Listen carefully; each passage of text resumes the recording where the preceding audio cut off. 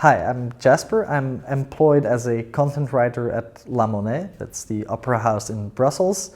And as a freelancer, I'm an author, copywriter, and I make podcasts.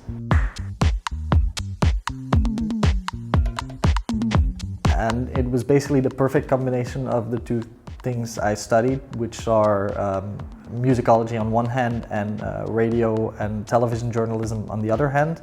So to have these two combined in a job at a communication department for a major cultural institution was like a dream come true. It's still a place where I love to work. But about a year ago, I got an offer from a client who wanted to write a book also in the cultural field. And that's when I decided to become partially self-employed.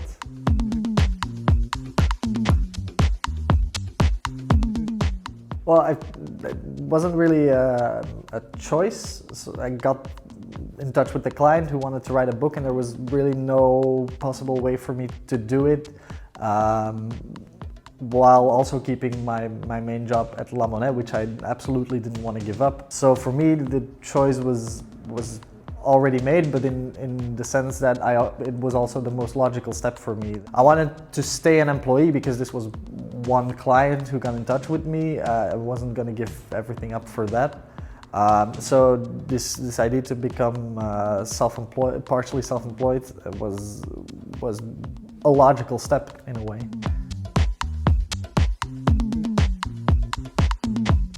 Yes, but that actually went rather smoothly, I should say. They were always very supportive. I mean, I think I got pretty lucky in the sense that they were, as I said, they were very supportive in the sense that, you know, I'm still quite young. I was also in my, I think, second year at the company, so not too long, but they realized like this is a way for him to grow, and they saw the benefit of me writing a book and improving my mastery of language, how that would benefit in my main employer at La Monnaie as well. I think they quickly realized the benefits for them as well, so the talk wasn't all that hard. It was in the middle of the Corona pandemic. That definitely helped in the sense that we didn't have a season at full strength. There was this wiggle room for me to where they wouldn't fear that my job at La Monnaie would suffer under the freelance client.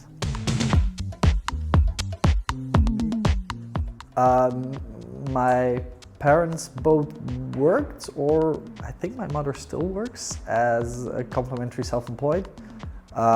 So I knew they were the first people to talk to. It's a system that I've always grown up with, probably through my parents, but it's always been there, it's always been in the back of my head.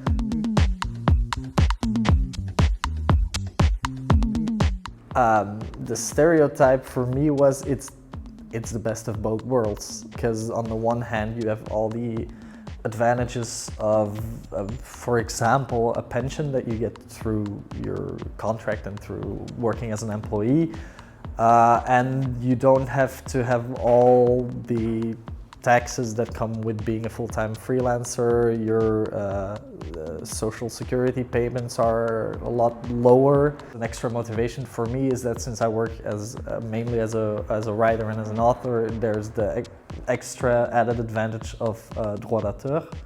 Or auteursrechten, I don't know, copyright basically. That was an extra added bonus, but in general, yeah, what I heard from the system is, yeah, on the one hand, you keep saving your pension, you don't lose all your benefits, and you also don't have any of the negatives of being self-employed.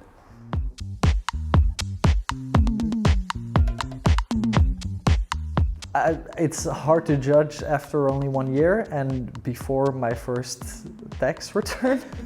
I've been monitoring it quite closely, and it looks like everything's going to turn out pretty well. My quarterly payments for Social Security, they're actually okay, it's the minimum. As an employee, I keep saving stuff like chèque repas, maaltijdchecks. And then on the other hand, my taxes were pretty okay. For my first year, I was also exempt from BTW because I was a franchisee. So there were indeed a lot of advantages. Now that I'm getting some more clients, I'm no longer a franchisee, but still, with all the added bonuses of the droit d'auteur, yeah, I think for now I'm still in the best possible position I can be in.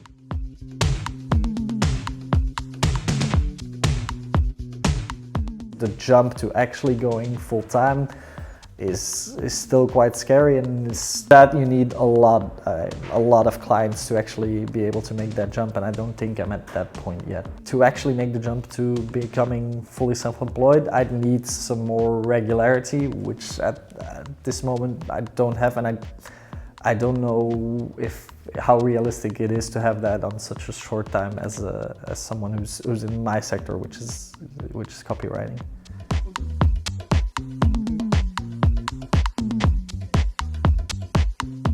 The first thing I did 3 days after becoming complementary self-employed was run to the Apple store and buy a new iPhone. That was my one main expense. I do take advantage of it for stuff like my Cambio car sharing subscription that I put on the company. I have my phone bill goes on the company, my internet bill goes on the company. Stuff like that. Every time I take the train, it goes on the company. I'm definitely not the person who will, take every receipt every time I go out to eat or get a coffee. But I do notice that I'm more actively aware of that possibility. Yeah, I think the next major step now is the fact that I'm scaling down as an employee, which naturally gives me more time to do freelance, to explore more freelance opportunities. Staying in touch with the clients I already have. This past year it's all gone pretty naturally, so I hope it can just keep evolving naturally. The projects I've had have been, I'd say, a success because they keep asking me back. Yeah, of course it gives me the liberty to explore it on a personal level as well.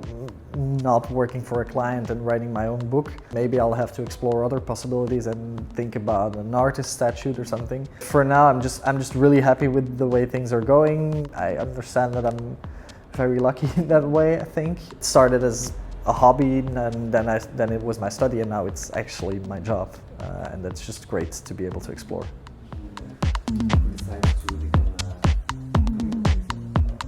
Just do it. I think if you have something you'd like to explore, maybe something you find a lot of joy in and you want to explore if it might be viable in a professional way, or see if you can make some money out of it. It can go from writing a text, making a movie, knitting a scarf, anything. I'd say this is the perfect system. Especially for people who have a full-time job, so you don't have to take all the risks, go all in on your bet. I think it's the perfect framework for people who are like me, who are actually pretty happy at their main job, who love to do what they do there, but who want to explore other things. It gives you the opportunity to explore more facets of the profession you want to be working in, or it gives you the possibility to do something completely different and creative on the side. If you feel that urge, that creative urge to do something with it, I'd say go for it. This is the perfect statue for you.